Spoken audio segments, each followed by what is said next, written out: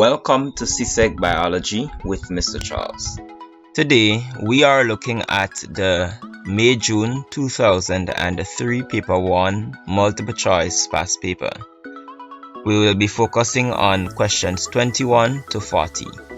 As is usual, please pause the video before I attempt answering each question. Question number 21.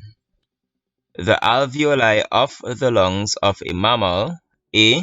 Keep the lungs filled to capacity with air at all times. B. Serve to increase the absorptive surface of the lungs.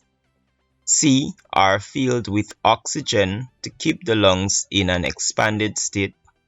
And D. Prevent the lungs from collapsing. The answer here is B. Serve to increase the absorptive surface of the lungs.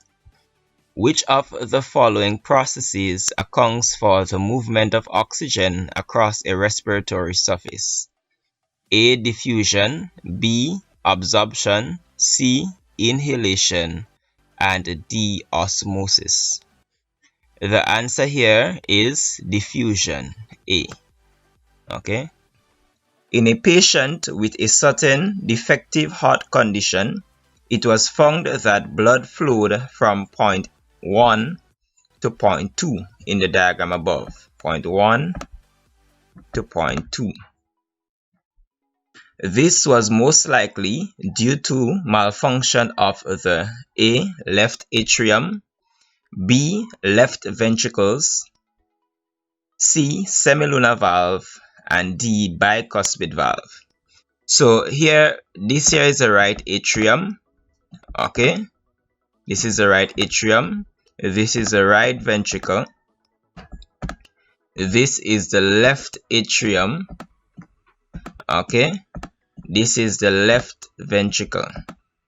So in this situation here, you have blood flowing from the left ventricle back into the left atrium.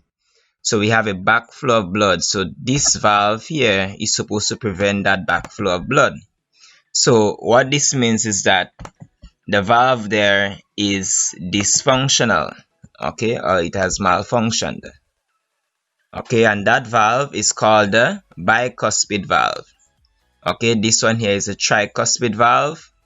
This is the pulmonary semilunar valve, and this is the aortic semilunar valve. Okay. So when blood enters the left ventricle from the left atrium, this bicuspid or the mitral valve is supposed to close. Okay, but because there is a malfunction of this valve, blood is flowing back into the left atrium instead of into the aorta through the aortic semilunar valve. So the answer here is bicuspid valve.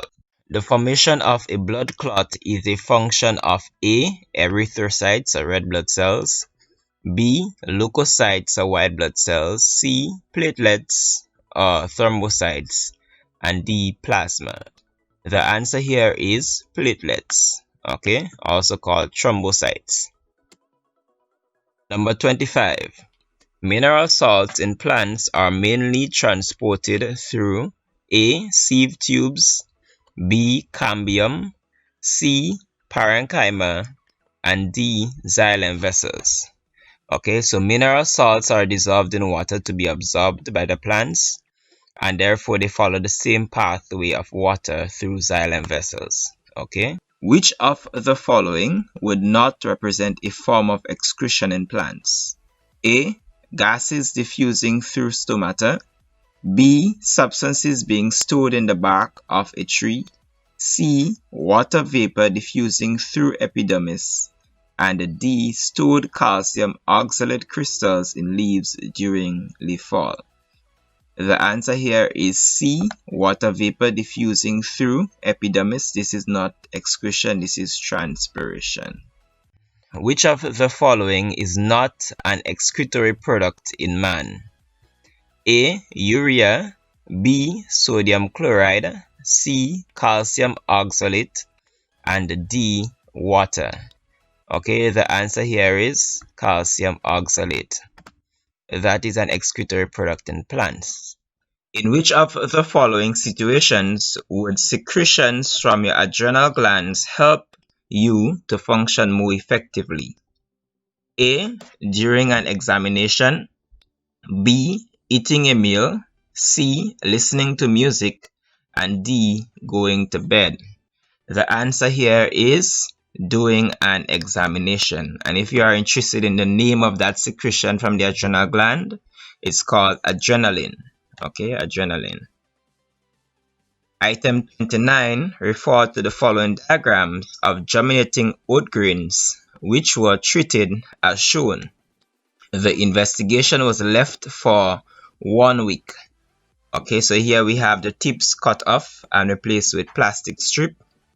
The tips are cut off here as well, and here the tips are covered with aluminum foil, and this one, the part number 4, is untreated, and we have the light source coming from the right here. At the end of the week, which seedlings would you expect to be growing straight? A. 1 and 4 only. B. 2 and 3 only. C. 1, 2 and 3 only. And D. 2, 3 and 4 only. The answer here is 1, 2 and 3 only. So that's C. Bones do not A. Produce red blood cells. B. Support the body. C. Act as liver systems in the body. And D. Produce sodium ions. So the answer here is D. Produce sodium ions. That is not a function of bone or the skeletal system. Number 31. The primary function of the neural spine of the lumbar vertebra is for A. Muscle attachment or attachment of muscles. B. Support of adjacent vertebrae. C. Protection of the spinal cord. And D. Movement of bones. Our answer here is attachment of muscles, okay, or muscle attachment. Which of the following is a function of ligaments? A. Preventing friction. B. Holding bones together. C. Attaching muscles to bones. And D. Helping to lubricate joints. Okay, so preventing muscle friction is a function of cartilage. Okay, attaching muscles to bones, that's a function of tendons. Okay, and helping to lubricate joints, that's a function of the synovial fluid.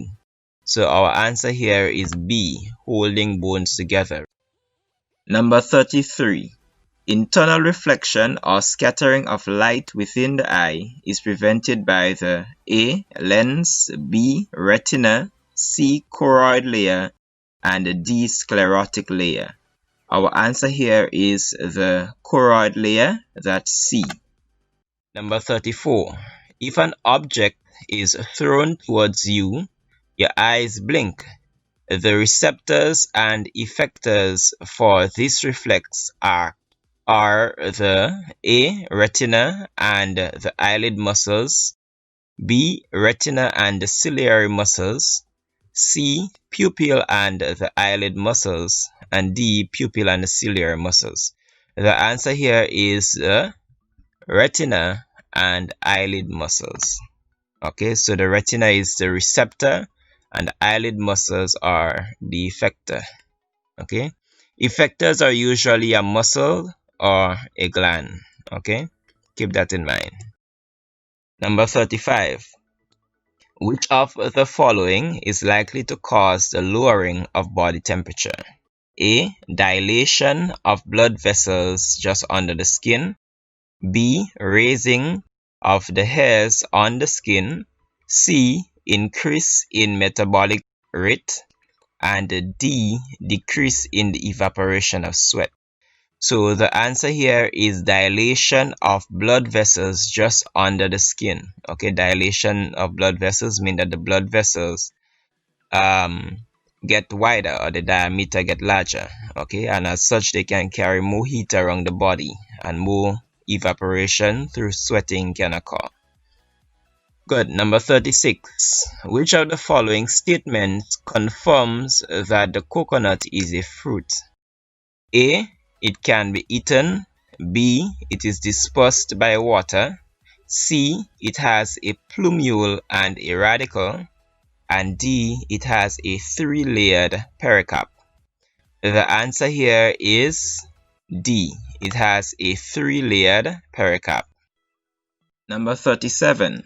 You have found a flower which has a long style with a feathery stigma, long filaments, no corolla, and very small sepals. This flower is adapted for A. Cross-pollination, B. Pollination by wind, C. Self-pollination, and D. Easy access by insects. The answer here is pollination by wind. Okay. Number 38. Which of the following shows the route taken by a sperm cell for fertilization to take place? A. Sperm duct to urethra to uterus to the fallopian tube. B. The sperm duct to the urethra to the fallopian tube, then to the uterus. C. The urethra to the sperm duct to the fallopian tube, then to the uterus. And D. The urethra to the sperm duct to the uterus and then to the fallopian tube. The correct answer here is from the sperm duct. Okay, from the sperm duct, it must start at the sperm duct, then the urethra, then the uterus, and then the fallopian tube. Okay, so the answer here is A. Items 39 to 40 refer to the following diagram. Number 39. When the skin of the hand touches a hot object, the sequence of impulse flow is A. From 1 to 2 to 3, B. From 2 to 3 to 1, C. From 2 to 1 to 3, and D. From 1 to 3 to 2. So let's analyze it. The sensation is felt here by the skin of the hand, so that's the receptor. The impulse is carried along a sensory fiber, so it travels along 2 first, that's a sensory neuron here.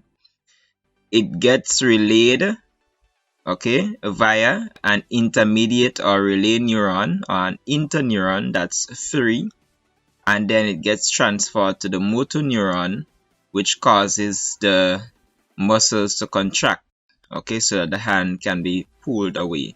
So the impulse travels from 2 to 3 to 1. Okay, so the answer here is B. And the last question, number 40. The structures numbered 3, 4, and 5 in the diagram above are, okay, so A, 3 is the receptor, 4 is the effector, V is the relay neuron. B, 3 is the receptor, 4 is the relay neuron, 5 is the effector. C, 3 is the relay neuron, 4 is the effector, and 5 is the receptor. And D, 3 is the relay neuron, 4 is the receptor, and 5 is the effector. So this here is 4, that's the receptor. Okay, that's the receptor. I'll just put R for receptor. Okay, 5 is the muscle, that's the effector. Okay, effectors are usually muscles or glands. Okay, if it's a muscle, the effect would be, or the response would be to contract or relax. If it's a gland, the response would be to secrete or not secrete, okay, hormones or secretions. Okay, so 4 is the receptor, 5 is the effector, and 3 is the relay neuron, because it would relay the impulse from the sensory neuron to the motor neuron. Okay, from the sensory neuron to the motor neuron. So the answer here, 3 is the relay neuron. Okay, 4 is the receptor, and 5 is the effector. So the answer here is D. Okay, that's it for this video. Thank you very much for being part of my audience. Do enjoy. Please remember to subscribe and hit the bell icon for more videos like this.